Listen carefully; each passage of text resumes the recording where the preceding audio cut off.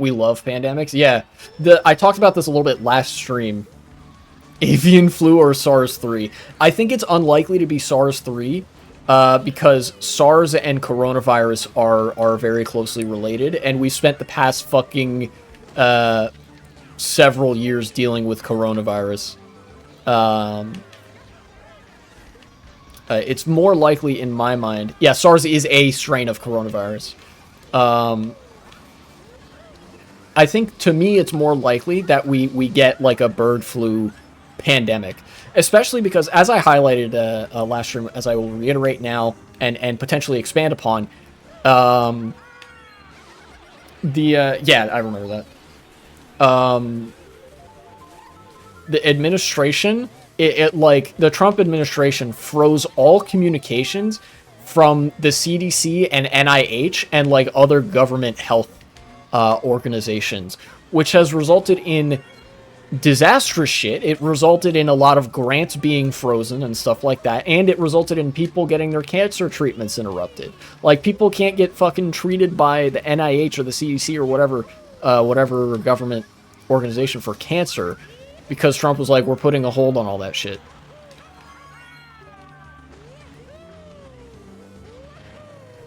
Yeah, making America healthy again by declaring war on all cancer patients.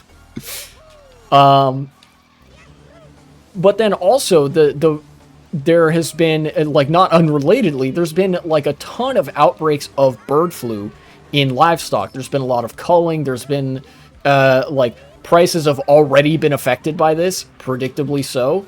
And there have been a lot of, like, bird to, like, avian to bovine and avian to human transmissions of the bird flu. What there haven't been yet that we gotta really watch out for are human-to-human transmissions. The moment there's a human-to-human transmission of the bird flu, we're in pandemic territory. And it's gonna be pretty fucking bad. Coronavirus, when that was a thing, coronavirus adapted very quickly, but that also meant that it wasn't very lethal. It was really bad. A lot of people did die.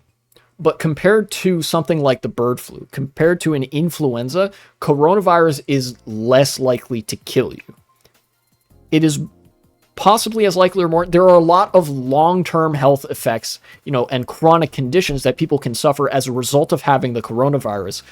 But ultimately, you are very likely, if you catch the coronavirus, especially if you're vaccinated, you're very likely to survive. It's going to be really unpleasant, but you'll survive. The flu, a little bit worse, probably going to kill more people, and additionally, this is with a more unopposed Trump administration that has already dismantled the hastily reassembled pandemic response team. Coronavirus occurred late in Trump's presidency, late enough that Biden was able to come in, restore the pandemic response team, etc., etc. They were able to do something. This is very early in the Trump presidency. We're still only barely more than a week in. It is January 28th as I'm recording/streaming this, if this ends up being a segment.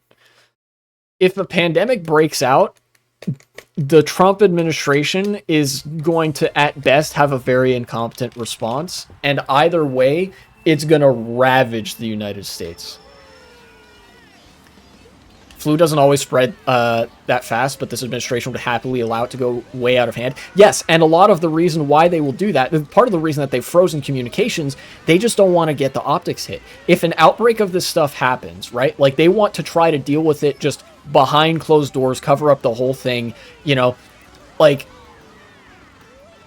we all saw the attitude that they took very early in the in the fucking coronavirus pandemic, denying that it was here, denying how many cases there were. That was a lot of what the COVID conspiracism came from as well. A lot of COVID conspiracism was started on purpose or inadvertently by the own words of the Trump administration, or at least extended out from that, because they were denying the undeniable. They were denying that COVID existed. They denied that there were any cases in the US. They denied that there were any deaths. Even as the cases and deaths continued to pile up day after day.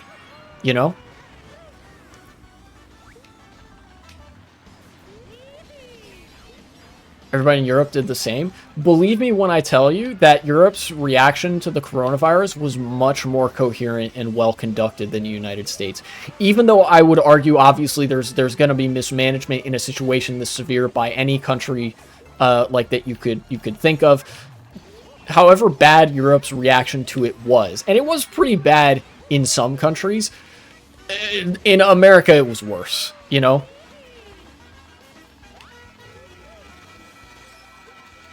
And imagine how bad it's going to be with RFK Jr. as the Secretary of Health.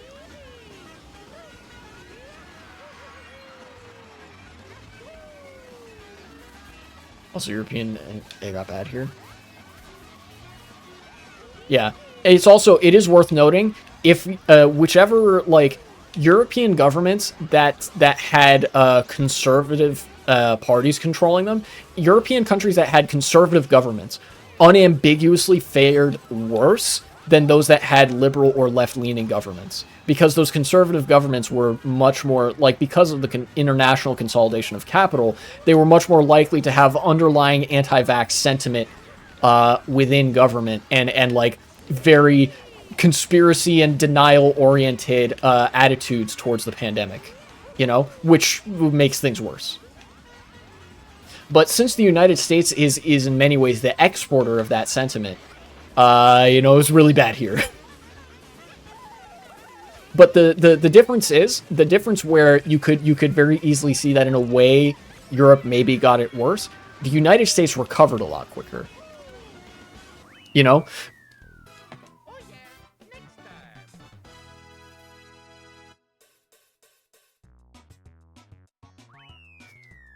But yeah. All that to say that the risk currently, as stated by the CDC, is low but not remote. And that worries me, because there's an incentive for scientists to downplay how big the threat is, because if they try to represent it accurately, then nobody in government's going to take them seriously, and people in government aren't going to take them seriously anyway, because let's be real, this is a government in a liberal capitalist world.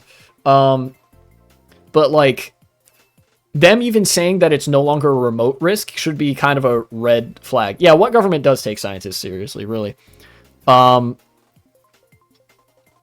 It's going to get pretty bad, I think, if pretty quick, if we see human-to-human transmission. I don't know how often, like, an influenza virus mutates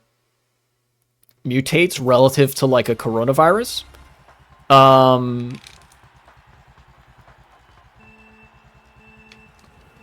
So I don't really know how, like, how long we have until there's a human-to-human transmission, but like, given that it really wouldn't take much, I think we need to be like buckling our seatbelts and just make sure that you're like ready for a person-to-person advice.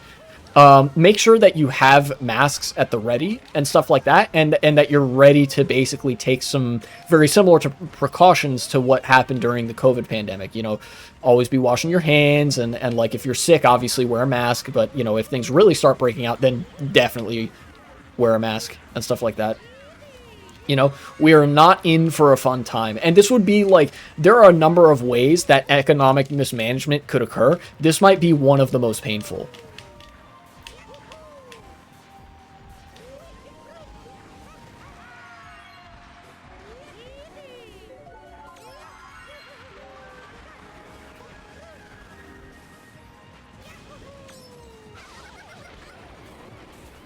Especially with like with one of the biggest items of Trump and his administration's agenda being the deregulation of industries like the food and drug industry.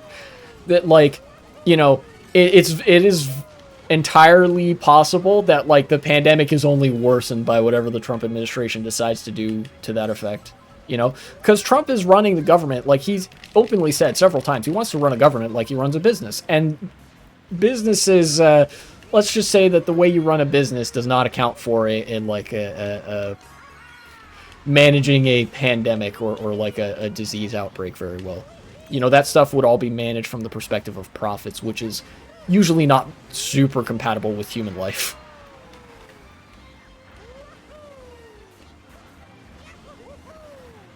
Yeah, it like, until any of this actually happens, it's really hard for me to say anything other than like it would be really bad and dangerous, and make sure you're ready.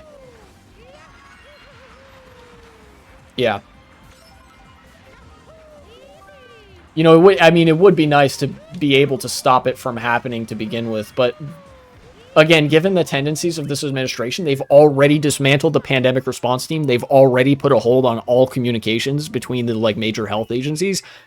I don't know that there's much that we can do about it. Especially because it's like one of those things that hasn't really happened yet. You know, people are so preoccupied with ICE raiding everywhere and with like oligarchs running amok in the government, and like them deciding to just pump $500 billion into AI for no reason at all. And with the construction of a surveillance state and whatever, like, yeah, it really is like we're bracing for impact. There's not much we can do to avoid it. You know, this is one of the consequences. At some point, it's likely that avian flu will spread to humans. It's already spread to humans, but there hasn't been any human-to-human transmission. There have been a number of workers at farms and meat industry plants that have, that have come down with it. Yeah, okay, I gotcha. But yeah, and this is what tends to happen when fascists run amok in government. And again, this is another indicator of widespread societal decline that is visible in the archaeological record. Have there been any fatal outcomes yet? I don't know. I don't know if there have been any deaths.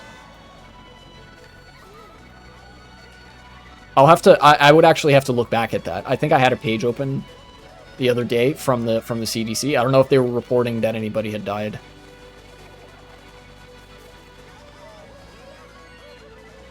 But yeah, like this is something that's been visible for a long time in the material record of societies in stages of decline, is that you see a very increased presence of disease in populated areas because of like, well, I guess in a way in like because of declining standards of living and stuff like that, and just an infrastructure that's no longer capable of managing disease outbreaks when they do happen or preventing them. That's part of what really got to the Roman Empire, is that like one third of the population of the Roman Empire in the time of Marcus Aurelius was killed by a plague. In that case, there really wasn't anything they could do. But either way, like it shows up in the material record. Apathy and disease are big killers they're like society killers. And right now we definitely have one of those. We have apathy and stagnation. And then we're about to get, you know, pestilence again. Thanks for watching, and support the channel if you would be so kind.